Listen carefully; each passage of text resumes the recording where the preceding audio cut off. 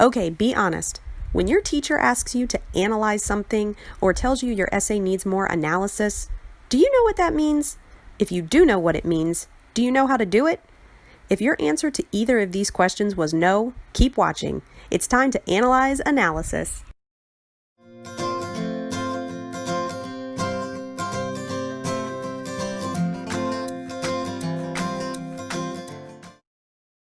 I want to start by clarifying what analysis means. We use this word in school a lot, but I think we take it for granted when we should be very clear about how analysis is different from other types of writing and thinking.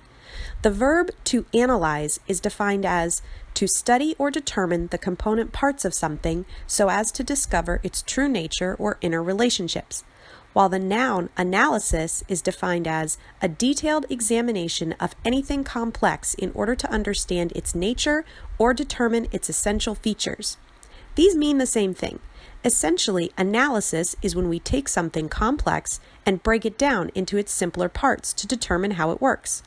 Students do this in science classes a lot. You dissect an animal or take apart a machine to figure out how it works on the inside. We can do this with literature and writing as well. We take a complex fact or quotation and break it down to determine how it is functioning to have an impact on the reader or story. I also want to clarify another word that can cause some confusion: explain. Explain is another word we take for granted, and many times people use explain and analyze as if they mean the same thing, but they don't. They are a bit similar, but the verb to explain is defined as making something understandable or known, to give reasons for or cause of, to show logical development of a relationship. When we explain, we simply describe how something is or why something happened. This is similar to analysis, but it doesn't emphasize the idea of breaking something down to understand it the way we do when we analyze. Many writing assignments do ask students to focus on explanation, not analysis. For example, if you are researching a historical event, the assignment might ask you to explain the background of the event. So you would find evidence of what happened during the event and use your evidence to explain the causes of the event or what happened afterwards or how it affected other historical events. You explain what happened. I found that many students in their writing are great at explaining things. For example, here is a metaphor, and this is what a metaphor does.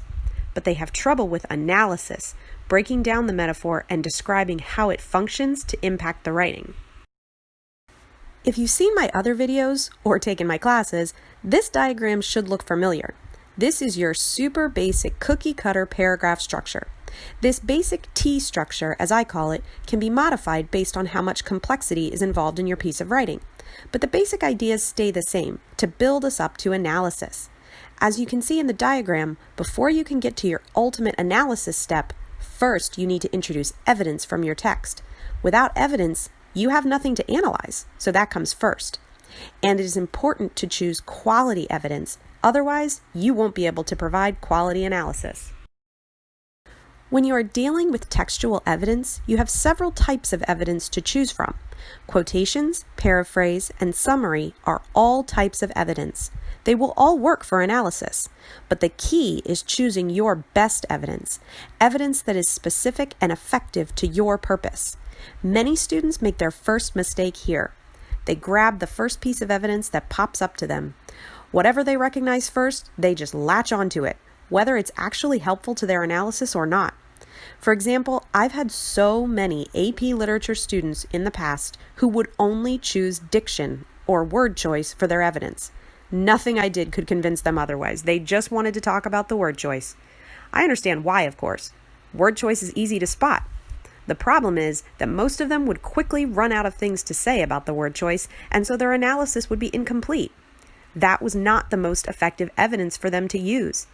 Another problem I've had is students who use vague evidence. Rather than directly quoting something, they choose to paraphrase or summarize, which is perfectly acceptable in theory. But if your paraphrase or summary is vague and incomplete, you take away all the details you need to complete your analysis. This is especially a problem in AP Lit when we move on to using plot moments as evidence. If you can't include detailed summary of plot, your analysis will be weak and limited. The types of evidence you choose sets up the rest of your writing, So do yourself a favor and choose evidence that will help you rather than weak, vague evidence that will hurt you. For the remainder of the video, I'm going to go over some examples of analyzing different types of evidence. But before I do that, I want to talk about another important word that works with analysis and that we also take for granted: effect. Most language analysis questions ask students to analyze language for some kind of effect. But what is effect? What does that mean? Effect doesn't exactly have one definition. It can be many things. Basically, the effect is whatever the language technique is doing in the writing. It could be creating a particular tone for the reader. Maybe the writer is using vivid imagery to create an eerie, spooky tone for a horror story. It could be developing a character. Perhaps the author uses an extended metaphor to compare the character to something and reveal personality traits and goals. The effect could be developing the central conflict or exploring the theme. You have to look closely at what the language is doing to determine its effect. This is another reason why choosing vague or weak evidence is a problem. It makes it much harder for you to determine the effect. It is usually easier to determine the effect of evidence that is specific and effective. So now I'm going to show you some examples of analyzing language techniques. Here we have an example of a structural technique, parallelism, from the I Have a Dream speech. I want to demonstrate here the difference between explaining and analyzing. Explaining would involve pointing out the parallel structure of repeating the phrase, "go back to," with all the different states. But how does this technique develop an effect? For that, you need to analyze. You need to break it down.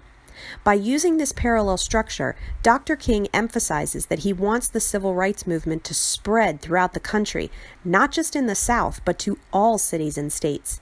He repeats this phrase with the same structure, telling people to fight everywhere for civil rights. The intended effect here is to inspire the audience to keep working and fighting for equal rights, even in places that seem most racist and difficult. And it worked, too. The I Have a Dream speech is still one of the most recognizable and inspiring speeches in our country's history. If you've never read the whole speech, you really should. Dr. King's use of language techniques is completely brilliant, and it motivated an entire movement. Here is an example of analyzing for figurative language, in this case, hyperbole. This is a line from Shakespeare's Macbeth. Explanation of this example would simply be that Macbeth has just killed the king, and he says that all the water in the ocean is not enough to wash his hands clean from the blood. In fact, he says that there is so much blood on his hands that he would stain the oceans red. But that's just explanation, just explaining. Analysis digs deeper. If we break down the quotation and analyze it, we realize that this exaggeration is meant to express Macbeth's guilt over what he has just done. He knows he will live with this guilt and shame forever because of the murder he has committed. The effect of this technique is character development. I won't spoil Macbeth for you too much in case you haven't seen it, but at this point in the play, we begin to see Macbeth's character change, and this moment after the murder begins that character development. Another tricky type of evidence for analysis is plot. Whenever we are analyzing for theme, which happens in AP Literature and in later units of English 11, summary of plot moments usually works better as evidence for theme development instead of using direct quotations.